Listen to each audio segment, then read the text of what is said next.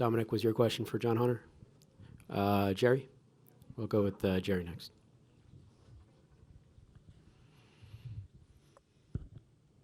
Jerry Jordan, kickingthetires.net. Your finish is not indicative of how you ran today and how you raced in this, for the championship. You and Cole were the only guys that led laps. But what happened there? The final restart. I guess the car adjustments or whatever. But you raced your ass off. Yeah, I I don't know. I got a really good jump off the bottom. Had everyone cleared, and I drove in one on the bottom just like I had all day, and I just wanted to go straight. So I'm not sure if we started having a right front go down at that point or what, but we ended up blowing a right front there at the end and kind of ruined our shot. So, man, it sucks that it comes down to one race and that this is the way that it has to end this year in 2023, but nothing to hang our head on. We were there all day. We led laps. We battled with Cole and Justin and Sam and raced each other super hard, and it sucks that it comes down to one race finish, but it is what it is. It's the cards that are dealt, and you got to play it. So we're close, but proud of this team, proud of this 20 group, proud of myself. We executed really well all year. Winning 7 races is no easy task, that's for sure. And as a driver, when you come down to the Xfinity Series or Cup Series, when you start a new season, the goal is to make it to Phoenix, to have a shot to race for a championship, and we did that. We put ourselves in contention. We put ourselves in the position to do it, and it just didn't work out. We'll go to Zach up here in the front, then Alex, and then John. Zach Sterniolo, NASCAR.com. One for each of you. John Hunter, I'll start with you. Just chasing Colt down before that last restart, before that last caution came out. What was going through your mind? Obviously, Hirschman's coaching you all the way through it. It was really you and him.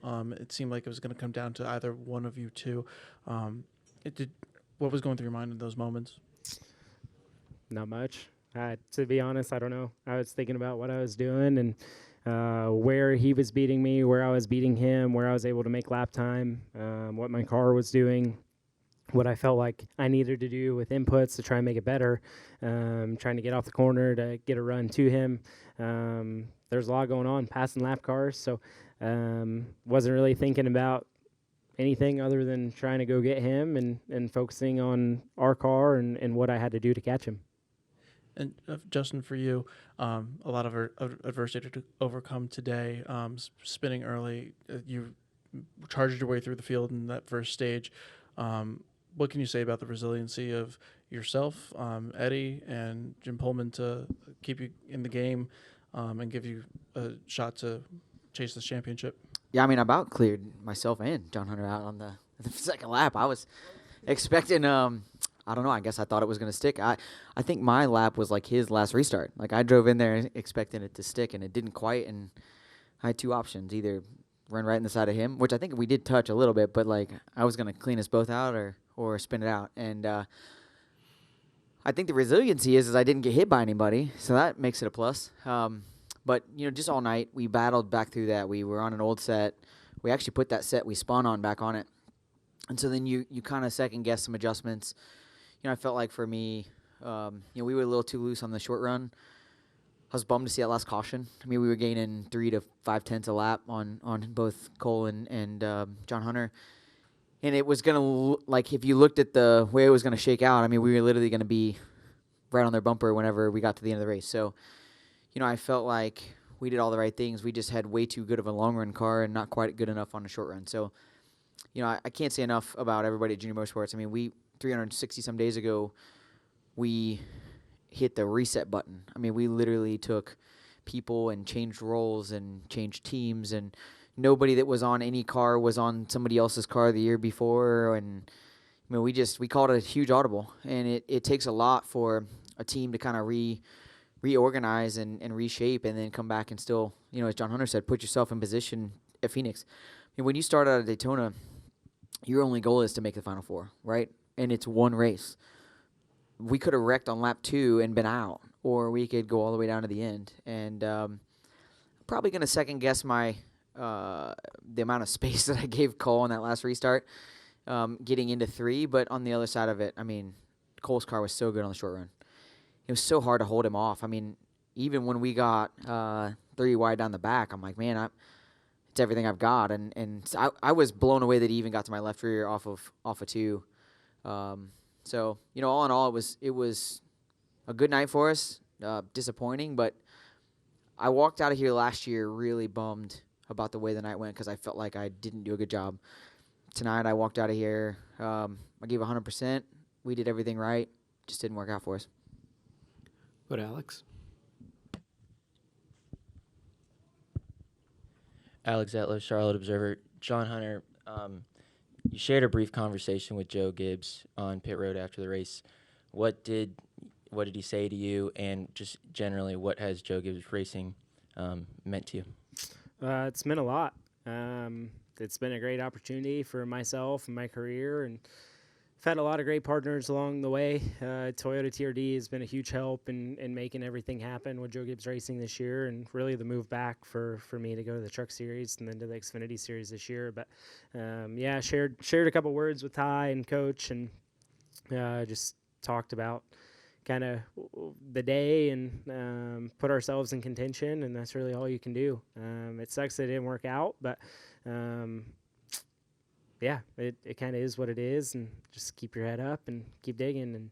And to second what Justin said, like, it's super easy to come out of here bummed, down on yourself, whatever. But for the year that we had, for the effort that we had tonight, like, you can't hang your head for that. You put yourself in position on the final restart, and it didn't work out. It is what it is. And through tough times, like, you grow as a person and you learn certain things. And I thought we ran one heck of a race tonight. We got behind at one point, got back to the lead, controlled the race there for a little bit. And Cole definitely had the best car tonight, in my opinion, on the shorter run and the longer run. We were pretty good through the middle part of the run, but we didn't go down without a fight, that's for sure. Go to John and then Jeff. John, NBC Sports. Justin, I was hoping you could give me some more insight into, the final message you got before the overtime restart was, we're playing with house money.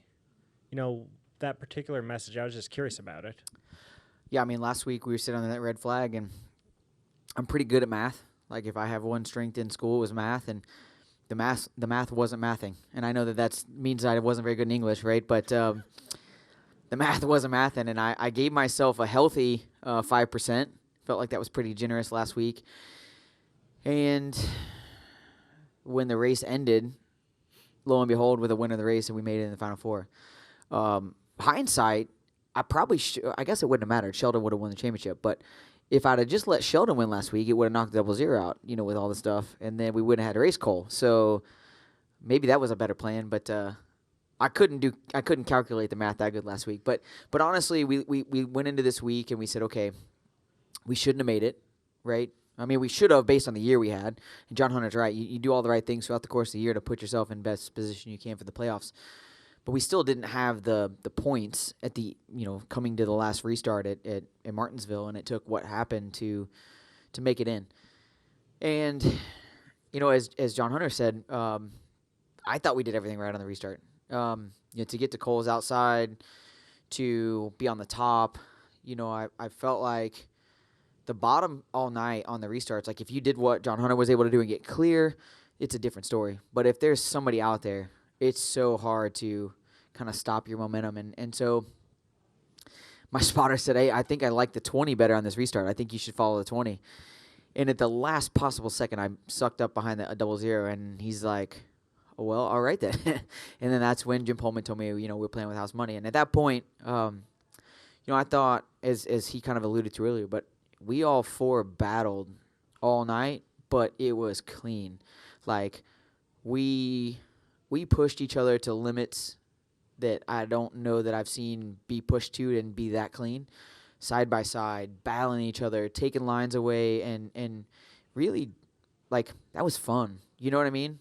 Like, that's what it comes down to. And when you look at the result, I mean, you guys said it whenever I was walking in here, but his finish doesn't show the result of what the night was, but it was awesome. I mean, if I'm watching these guys race, and I'm, like, running my butt off trying to catch them, and I'm catching them, but at the same time, I'm like, if y'all want to run into each other, that's fine. But they didn't. They raced each other clean and hard, and lap traffic was difficult tonight. Probably one of the more difficult races we've had, just getting around lap traffic.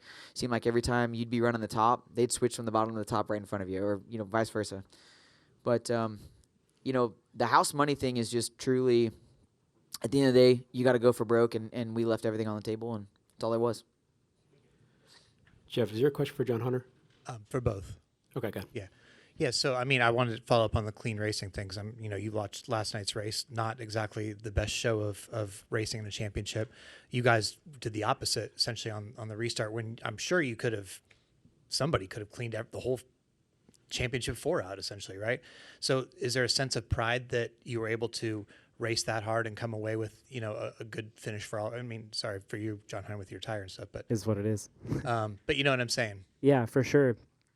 I think that out of the 4 guys that raced for the championship tonight, there's a lot of mutual respect between each other. Like, we have raced each other all season long. Sam came on there towards the end, but I feel like between Justin, Cole, and myself, we have raced each other as hard as we possibly can, as clean as we possibly can, all season long, and battled for wins. And the respect there is huge. One of the questions at the Q&A that got asked today was, what would you do on the last lap to win the championship? And I think Justin and everyone said it right. Like, it would not feel right wrecking someone on the last lap to win a championship. Right, so you want to race fair and square. You want to race hard.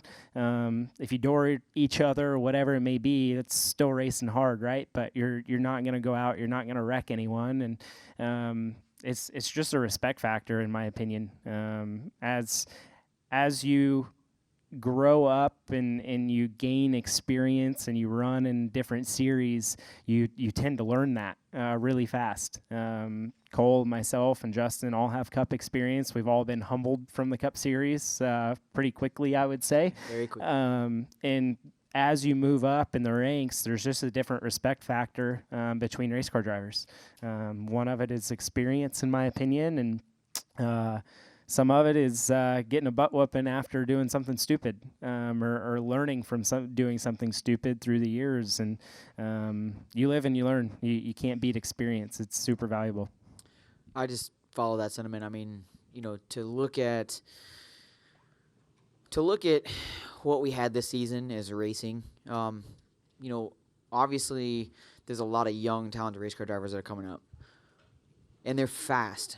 And having speed is really important in this game, right?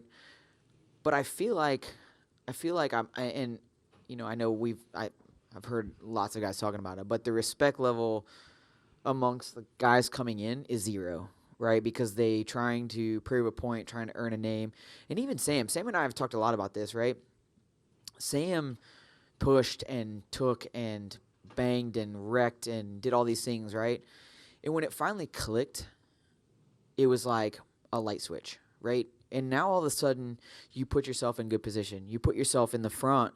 You don't get wiped out because you've earned that respect. You don't get put in 3, 4, 5 wide bad positions because you've earned that respect. And, I think throughout the course of the season, I mean, he talked about it, but we have raced each other so hard. And really, you add the 21 into the mix. I mean, I don't know that there was a single race this year that the one of the 4, the 00, the 20, the 21, and myself weren't battling for a win at any given moment. Now, there's other drivers that were in there that were ultra fast, but I think when you come down to it, you come to here and you look at the talent level of the drivers, you look at the talent of the teams. I mean, our teams deserve us to lay it on the line without being stupid. I spun myself out to not run into the side of him, right? Knowing darn well that I probably gave me a set of tires down and was going to probably handicap our night. But that was the respect level that it took to do that. Last night, I'm sorry, I was we were sitting at dinner and I wanted to turn it off because it didn't show what I know that our sport's capable of. Now, those moments, they're going to learn from them. Carson last night was highly critical of himself when he walked out of there. That's fine. The next opportunity is, how do you fix it, right? And I think that, he got a really difficult life lesson, but something that I think a lot more people need to learn. And I think the more guys learn it, the better it is. But Dale Jarrett and I actually had this conversation 2 days ago, and I said, man, I just wish we would go back to steel bodies because it would solve all the problems, right? When you knock It would. defenders, it would. You knock defenders off of it, your day's over. You smash the wall, your day's over. And I know that budget-wise and all these things, the composite body has been a game changer. And from a fan standpoint, your favorite driver doesn't wreck out of the race. But guess what? It causes what we saw last night. And I think that for me, I liked it a lot better when you had to protect your stuff and save your brakes and save your transmissions and all that fun stuff. So that's just my opinion. John Hunter, I'm going to let you go. Appreciate the time, and congrats on a great season. Thank you, guys. Take a couple more for Justin before we get to our championship-winning team. We'll start here with Lee, or continue on with Lee. Lee Spencer, CatchFence.com. You seem really lighthearted on the radio, and I wonder how much of that influences Jim Pullman, because you and Eddie have been together forever, right? And you're probably the most polite driver on the radio, but it just, you just didn't seem stressed, and if you were hiding it really well. And I'm wondering if, just having that lightheartedness makes it easier and more fun to do the job and, kind of alleviate some of the stress. I'm going to be honest with you. I've had more fun this week through the whole process than I probably have in my entire career. The red flag last weekend. And then, I don't know anybody in this room that probably hasn't heard Eddie's radio call at the end of the race last week, right? But when you hear emotion like that, and a guy that I've listened to darn near my entire career, I don't think I've ever heard, A, the sounds that came out of him, but B, that level of excitement. But I think it kind of showed me the red flag scenario and then the way that race ended last week. As odd as it sounds, I've been doing this for my entire life. I'm 32 years into racing. I've never had more peace at what I'm doing than I have this last week. And I knew we came in here with the team that I wanted to come in here with. I knew we came in here with the picker that I wanted to come in here with. And I knew we came in here with a car that I wanted to come in here with. Did it work out for us? No. But the lack of stress was just merely me enjoying what I'm doing. I don't know how many more opportunities I'm going to have to come make a Final Four. I'm 6 in without getting one, so I'm probably not odds-wise. I'm not doing real great. So don't bet on me next year, I guess. I don't know. But on the other side of it, to do it 6 times, to put ourselves in the Final Four 6 times, there's nothing like it. And to do it with Jason Burdett and the 17 last year for the last number of years, and to switch over and to do it Jim Pullman this year. I came in here last year so uptight, and I think that's why I left sad, was because I just didn't feel like I was fluid enough to give them my all. And tonight, I screwed up. I can't. The best one was I missed on a pit stop there. They missed the windshield tear off, and Jim coming back, he said, that one's for you spinning out on us earlier, and that you deserve that one. I said, oh, all right, yeah, I'm good. But tonight was lighthearted. Jim has been somebody that I've known for a long time, and is truly one of those people that he's a game changer of a person. And I'm super, super proud of him to come into a season, to come to a new team, to put the effort that he's put in, and to get us back to the Final Four. We got a lot of things to grow on, and I think you're going to see a different side of me. I don't know. Maybe being a dad, getting older, gray hair. I don't know what it is, but I'm enjoying my time as this sport gives me opportunities and having fun with it. I'm going to wrap up here with Wolfgang. Wolfgang from Germany, Rangeford Press Agency. John Hunter, and you mentioned several times the word respect level. You know your competitors better than I. I think there may be a lot of drivers who don't pay respect or don't have a respect level. How you can handle drivers who don't know the word or don't want to know the word respect level? Did you talk to them, try to teach them, or? I think it's a 2-part answer to this. Number one, I think you have to learn it the hard way, unfortunately. I got lucky when I came into this sport, kind of going back to the age thing, but, I ran a few races for Mike Mittler in the Truck Series. And those of you that were around and know Mike Mittler know his just everything of how he operated, right? You didn't drive his truck without earning respect. You didn't drive his truck if you didn't show respect. And there was a lot to be said for that. And I also came into the sport with, Jack Sprague, Jimmy Spencer, Ron Hornaday, Todd Bodine. I mean, guys that they had respect. And you had to earn their respect, right? And I think that was a big deal for me. The very first Xfinity Series race that I ran in 2008, 28 of the 62 people that entered were full-time Cup Series guys. You had to earn respect. You can be fast and you can be crazy. They would bait you into putting yourself into a really bad position really quickly because they knew, and they had been there, and they had been young, and they had learned it the hard way. So I don't know that there's a way to have that conversation until they understand it. On the second side of it, though, this format, the win and you're in, the win at all costs, it's great and it's exciting for the fans, but it's nerve-wracking for the drivers because you don't know who's going to throw a Hail Mary from the last row to win a race because you don't know what somebody's willing to do. And I think with Cole and John Hunter and myself, John Hunter mentioned it. Going to the Cup side, it's humbling, but you learn really quickly that week in and week out, it makes life a lot easier if you just race with respect and you earn the respect of your competitors, and you will get better finishes. You will get farther down the road by doing that. And I think a lot of our young drivers, if you listen to a guy like Kevin Harvick, there's a reason why people are sad that he's walking away from the sport. It's not because of all the wins. It's not because of, the fact that he is the champion that he is. It's because of his personality and how he raced and how he was the closer, right? I remember if you got down to the last 50 laps, Kevin Harvick was in the picture. And it was because he earned respect all night and he put himself in those positions, and he has done an amazing job as a race car driver. So for me, it's not about the teaching. It's not about the telling. It's about learning it on your own, and you will lose a lot more races by not showing respect than you'll ever win. And I think that you have to emulate somebody that you really respect, and if you do that, you'll find the right person. Justin, appreciate all the time. Congratulations on a great season, and enjoy the offseason. Thank you. You guys too. Enjoy the holidays. And what do we got? Somebody's got a number. Is it like 90 days or 110 days? I won't be at Chili Bowl, unfortunately.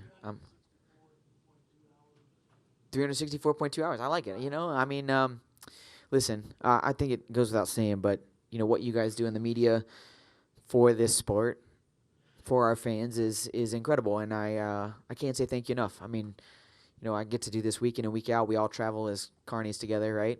See a lot of faces every week, but it's truly one of the greatest sports ever, and I just can't say thank you enough for the effort you guys put in and the long hours and the time. And shoot, we'll be back. I don't know, couple weeks. It seems like we'll be back racing again, so we'll go restart. Thanks, Justin.